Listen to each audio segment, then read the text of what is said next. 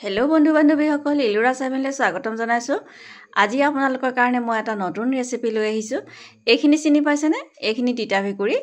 এই তিতা ভেকুৰীখিনি আজি ৰ'দ দিয়াৰ কাৰণে মই বোলো আচাৰ অকণমান বনাই লওঁ।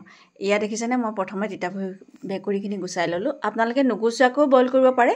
আৰু মই গুচাই লোৱাৰ পিছতে অকণমান জুইত এয়া বইল কৰি ল'লোঁ। বহুত সময় বইল কৰিব নালাগে, অকণমান বইল কৰিলে হৈ যাব।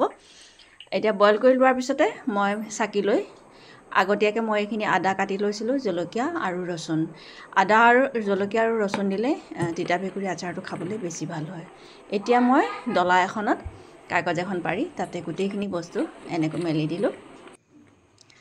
ৰচুনখিনি খুন্দি ল'ব নালাগে, ৰচুনখিনি দীঘলে দীঘলে গুচাই কাটি ল'লেই হ'ল। আৰু ৰ'দত দিওঁতে তিতা ভেকুৰীখিনি অকণমান হালধি সানি ৰ'দত দিলে আচাৰটো খাবলৈ ভাল হয়।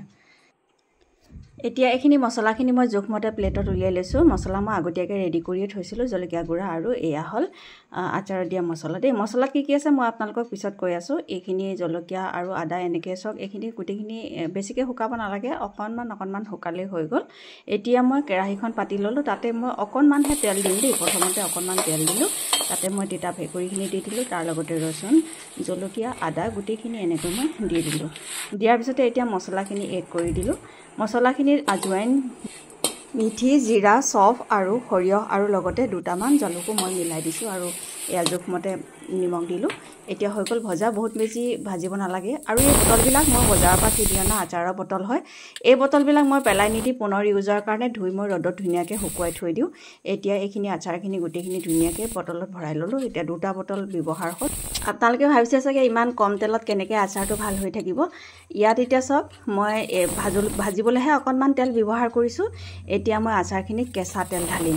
আৰু কেঁচা তেল ঢালিলে আচাৰখিনি তিতা ভেকুৰী আচাৰখিনি বিশেষকৈ খাবলৈ ভাল হয়। আৰু এই কেঁচা তেলখিনি ৰ'দতে পকিবলৈ দিব লাগে, তেতিয়া খুব সুন্দৰ হয় আৰু আচাৰটো বহুত দিনলৈ ভাল হৈ থাকে। মই ভিনেগাৰ ইউজ কৰা নাই, আপোনালোকে ভিনেগাৰো ইউজ কৰিব পাৰে। আৰু দুটা ৰ'দত দিয়াৰ পিছতে আচাৰখিনি খাবলৈ ভাল হ'ব আৰু বহুত দিন ৰাখিব পাৰিব। আগতে আপোনালোকে এনেকুৱা ধৰণে আচাৰ বনাই খাইছেনে নাই মোক জনাব দেই। কেনেকুৱা লাগিছে আচাৰটো কমেণ্ট কৰিব। আৰু আগতে তিতা ভেকুৰী আচাৰ খাইছে নাই সেয়াও মোক কমেণ্ট কৰি জনাব দেই। Bye bye.